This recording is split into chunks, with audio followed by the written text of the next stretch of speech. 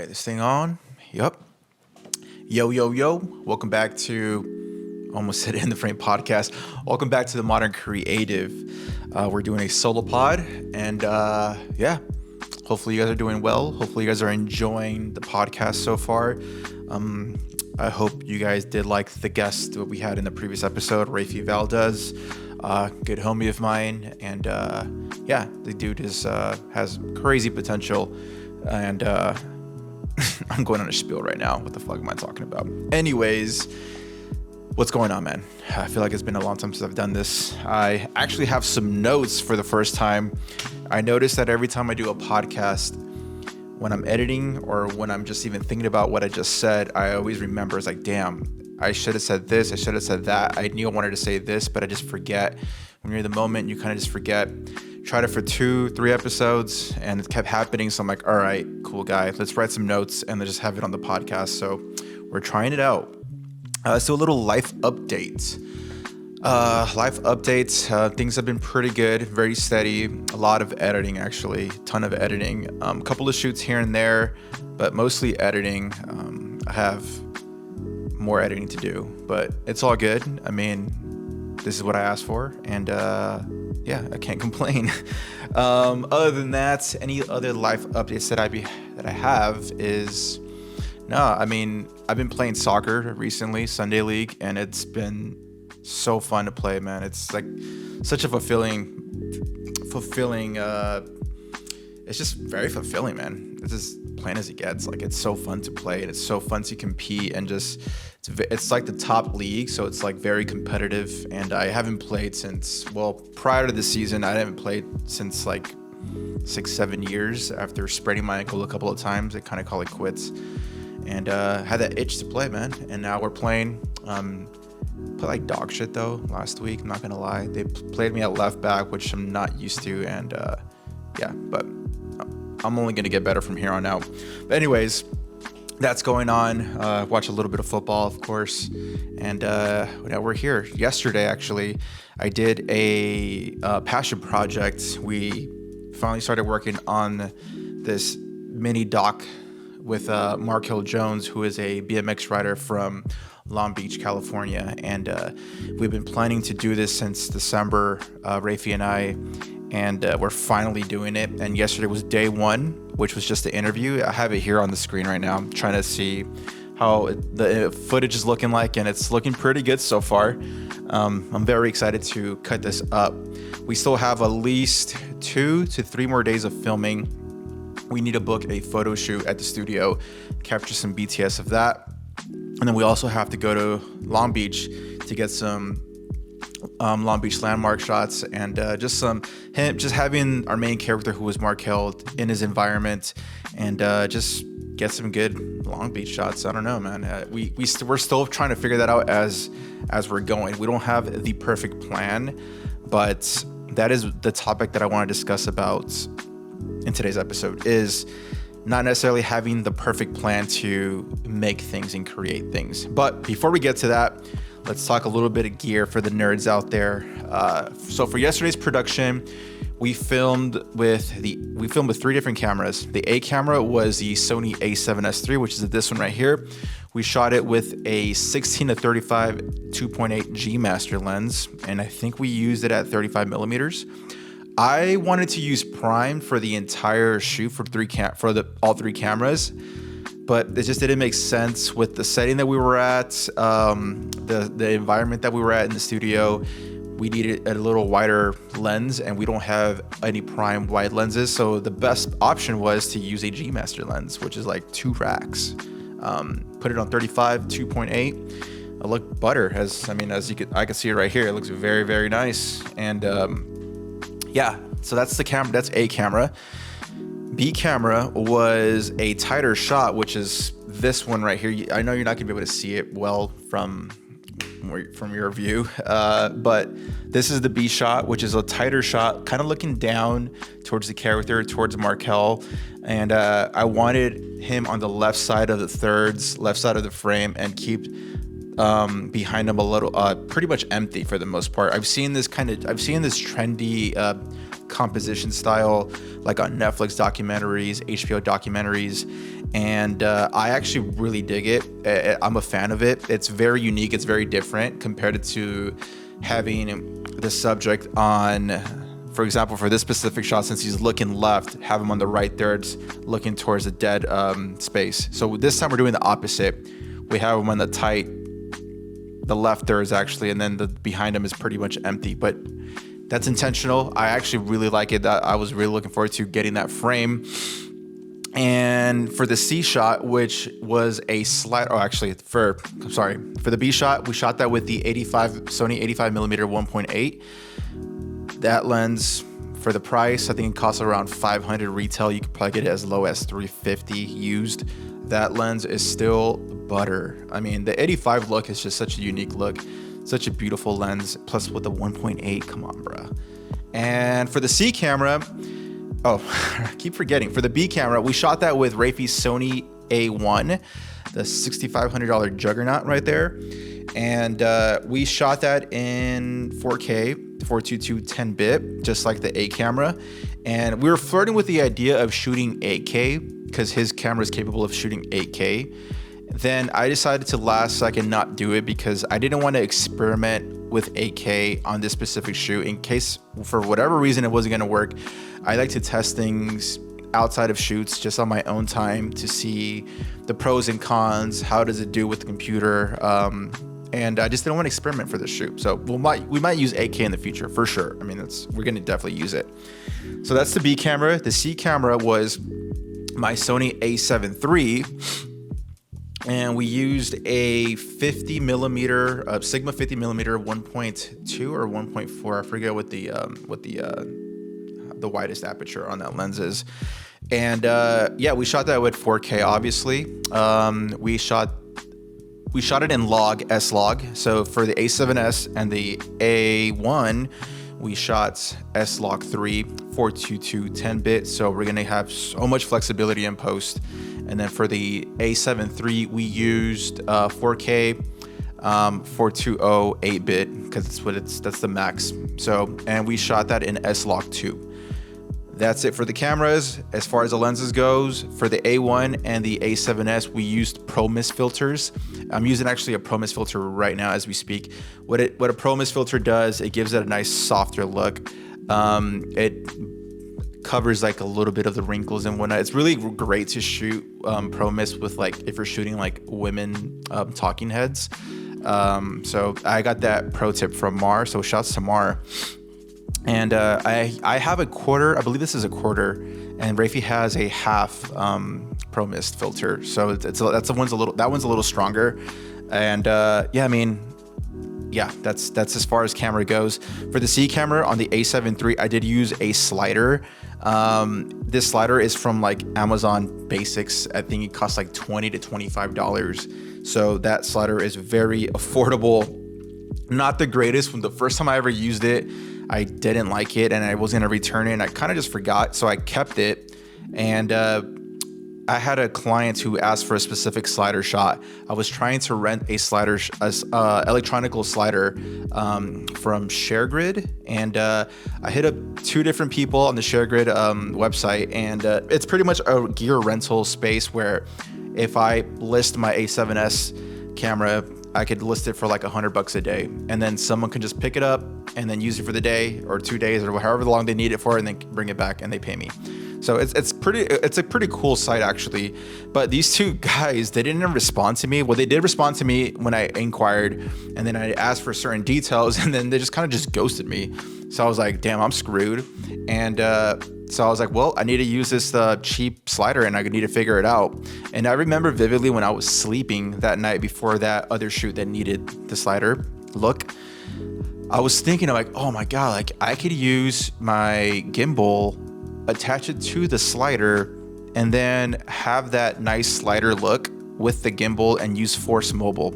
So you could connect the phone to the gimbal via Bluetooth, and from there you could literally control the gimbal with your phone. It's called Force Mobile, and I thought about that when I was sleeping, and I woke up And it's funny because when I met up with Rafi, he's like, hey, we could do this instead. And I'm like, dude, it's so funny. I thought the same thing. So that happened. We tried it out, which I try not to, like, again, I don't like to test things live right there in the shoot because things may not work. Luckily for us, we had no choice, and I had mentioned it to the producers and the people that I was working with that we couldn't get access to these damn sliders, electronical sliders, because these people were not picking up their freaking messages and responding. So this is our only choice. And luckily for us, it worked out flawlessly. And I will show you the footage here. If you're watching it on YouTube, take a look at it. I mount the slider, a cheap slider, to a DJI Ronin SC, which is like a $300 gimbal, control it with my phone, attach the camera, and it looks very, very good, man. It looks like a freaking $500, $600 slider look. And the electronic ones cost like, I think like $700 to $800, like a Rhino version. So they're very expensive. I thought about pulling the trigger in one of those, but I'm like, do I need to do that? How often am I going to shoot these kind of content? But at the time I wasn't really shooting that much like video business cards, but now I am, and interviews. Now I am, but now that I found a loophole and I'm cheating it by using the gimbal, I don't need to freaking spend $800 on a freaking slider anymore. So pro tip, guys, if you want a nice cinematic $800 look, $900 look, get a freaking cheap ass slider. And if you have any questions, feel free to leave them in the comments and I could help you out in regards to the exact slider that I got. Anyways, back to Markel's documentary. I shot that with the A7 III. Got a slider shot. I don't plan on using the slider shot too much because I feel like I just want to sprinkle in some of the slider shot because I don't want to go OD on it. I hate when people do certain techniques and they go too much with the freaking with that specific style or technique. Like, for example, drones. Something I like to tell my clients, like, they're so wild about drones and they want to use a drone shot, it seems like every other frame, and it's like, bruh, just because we have a drone doesn't mean we should use a drone.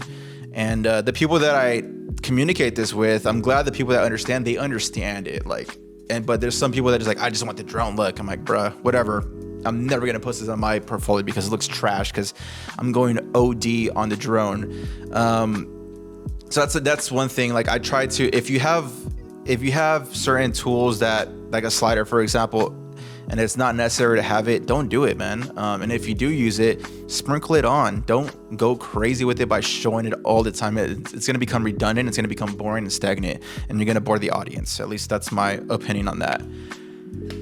Okay, so that's as far as camera goes. We shot 3 cameras. Light, let's talk about lighting. So we shot this in a studio. Shouts to Hendo Studio, man.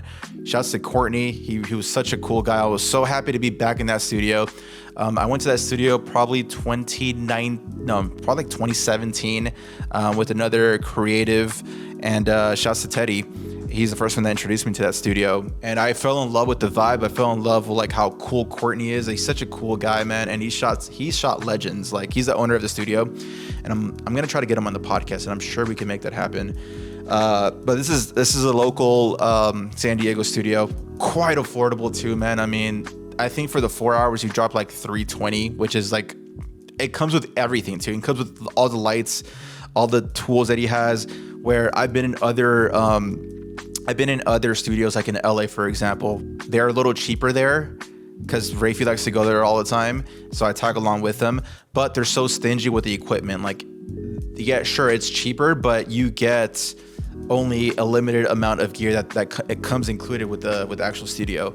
Where in our case right here with Hendo's, like, it came with literally anything you wanted, you could use it, which is pretty sick. So we were using some expensive light gear. So I brought my Amaran 200, and I didn't end up using it. I thought I was going to use it because I just remember studios are just very strict with their lights and whatnot. So if you want to use certain lights, you need to pay extra, which is kind of lame, but not here. So if you're in the San Diego area or even in Orange County or LA, Hendo Studio is the way to go. Damn, that was a crazy free ad. Anyways, we used a Aperture 300D, which is like a $1,000 light right there. We used 2 of those.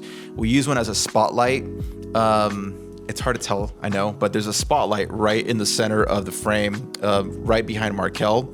And we use another I believe it was the Aperture 300D as well as a key light. And we use the honeycomb, like what I'm using right now, to keep the light concentrating on the subject, which is Markel. We use that. We wanted to use RGB tube lights, but for some reason the RGB wasn't really working correctly. We wanted a certain look, we wanted a purple and bluish tone look, and it wasn't working. We put the gel paper over the tubes and it wasn't really doing much, but we just kept it there. So we went with the Aperture's MCs, and I'm glad I brought mine. Rafi brought his as well. And then Corny saw us using our MCs.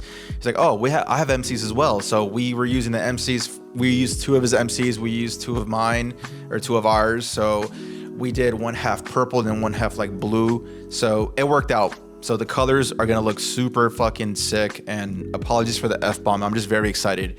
I just felt so fulfilled working last night and doing a passion project. Like, it just felt amazing, man. It just felt great, man. It was like I was like in a euphoric high like last night. Even when I got home, I kind of like passed out. I got home pretty late, passed out on the couch, and we went to bed around midnight from the couch, watching TV. And then I stayed up till like 3 in the morning, just like thinking about the night, like what we could have done better or just how it went. And it just went really good, man. So I was very excited, and I'm very excited to edit this. And yeah. Yo, what's going on? Editor Alberto over here. As I'm editing this damn podcast, I realized that I didn't even mention audio, and audio was a huge role in this specific production. So initially I purchased a boom mic from Amazon for like $50, very cheap, and it gets the job done, but I didn't like it because it wasn't big enough for the specific frame that we needed in the actual shoot. And I just brought it with us just in case. I did test it out a day or 2 prior, but I was like, all right, whatever. I knew this already in hand.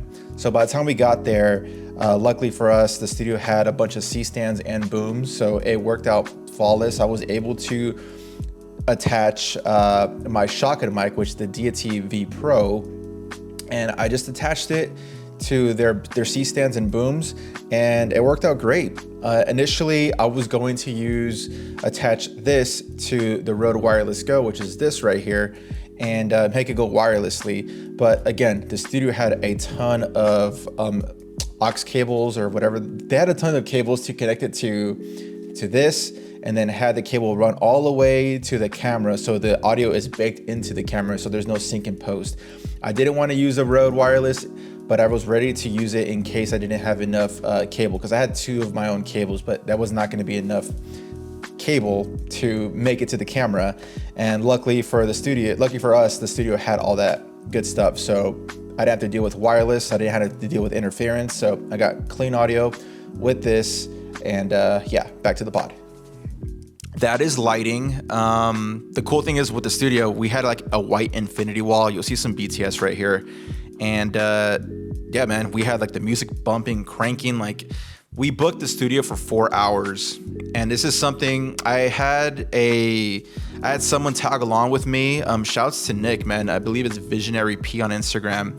Shouts to him. He came to give us some extra hands, mostly BTS. So he shot some photos and video BTS of the entire shoot for the 4 hours. So I really appreciate him. And that was his first time being in the studio. And I was like, hey, man, hopefully you're learning a lot and soaking in the knowledge. And he was telling us what he loved about the studio.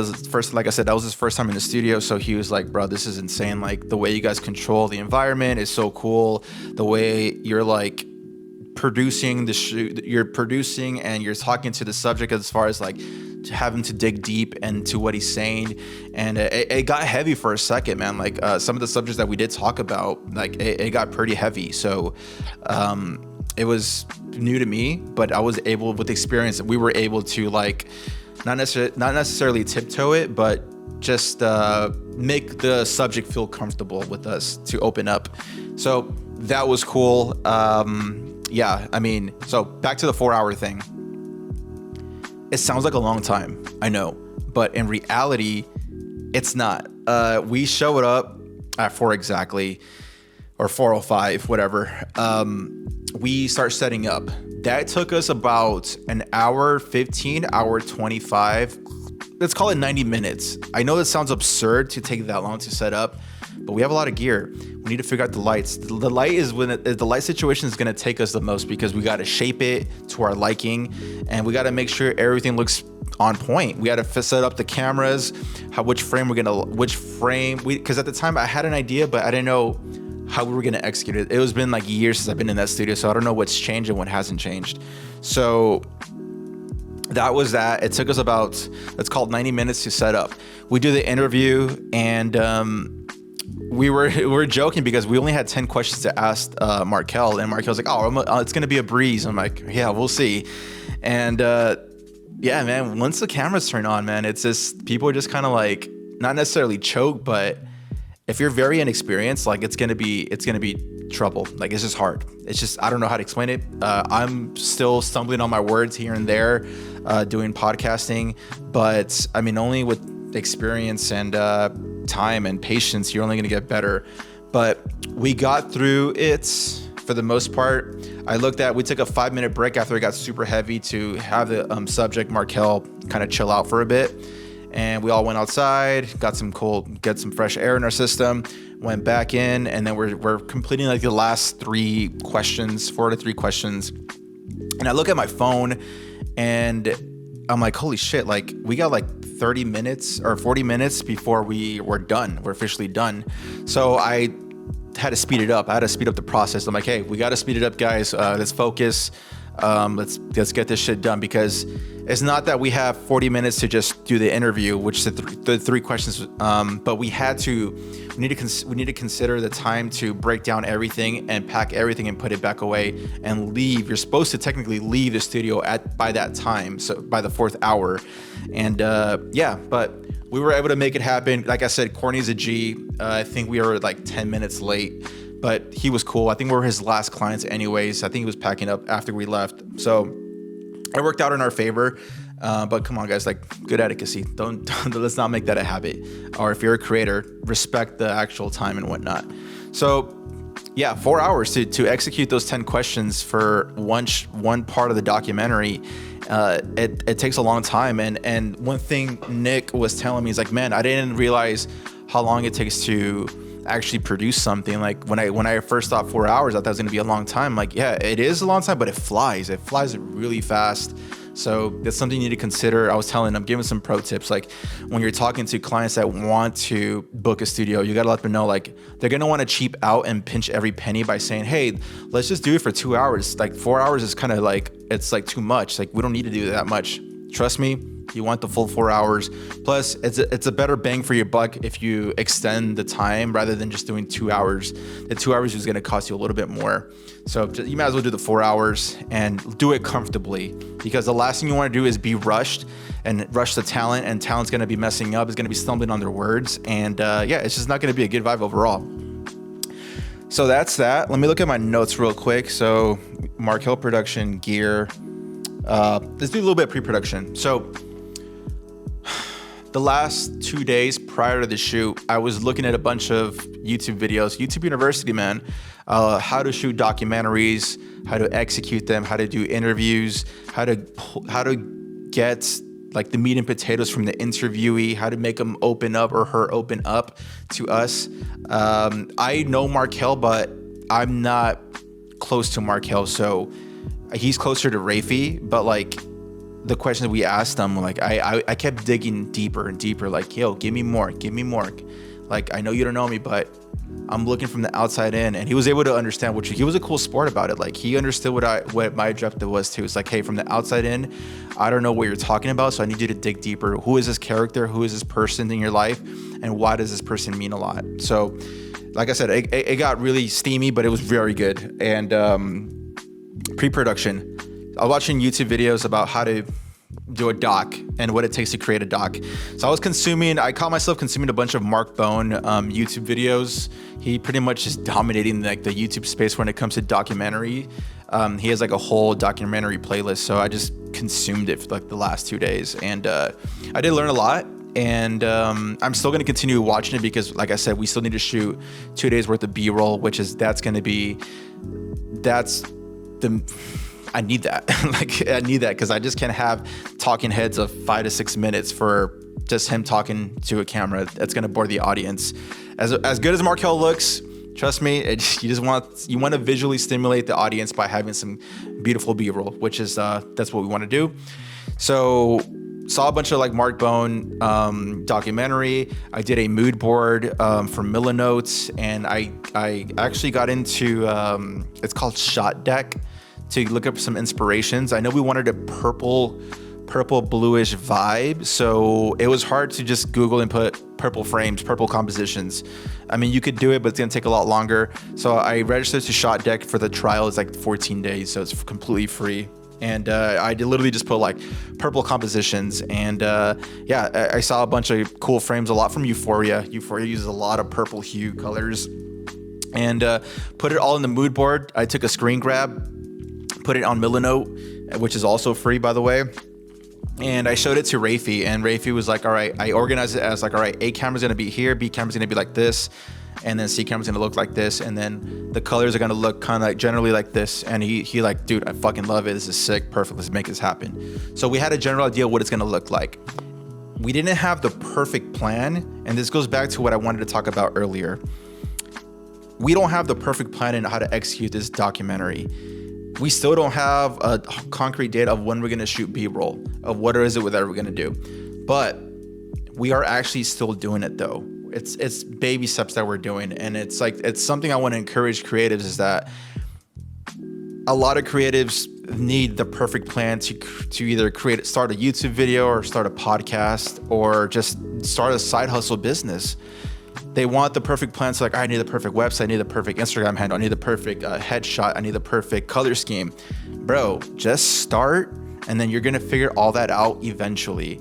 For example, with my podcast, when I recorded the first 2 episodes, I didn't even have a title for the podcast, and I didn't even have a thumbnail. I didn't have my color schemes. Like I didn't have, for sure, by the first episode, I didn't even have my Instagram. So like, I just wanted to create it and then figure it out as I'm going. So I'm trying to encourage you guys to, like, if you guys have an idea, put it in pen and paper and just freaking start executing. Like, all right, what's the first step? All right, let's create an Instagram. Oh, the Instagram handle's not there. All right, let's use some underscores, or it's taken. Let's use some periods. Whatever it takes, man. I don't have the perfect Instagram handle for my personal and my podcast. I have a freaking underscore on both of them, which is annoying, but it is what it is. It's cool, and yeah, you guys need to just start freaking doing it, man. That just holds a lot of people. Trying to create the perfect plan, you just get information overload, and then you just freeze. Like, it's kind of like a computer, it just freezes and just shuts down, and then you're discouraged in creating it or doing it. So you got to just freaking do it. I've been listening to a lot of Rick Ruben today on the Joe Rogan podcast. I don't really listen to Joe Rogan at all. I don't really care for his podcast, but I know Rick Ruben's a major deal, and he's really great when it comes to creativity. I know he has another one with Huberman podcast, which I need to listen to it as well.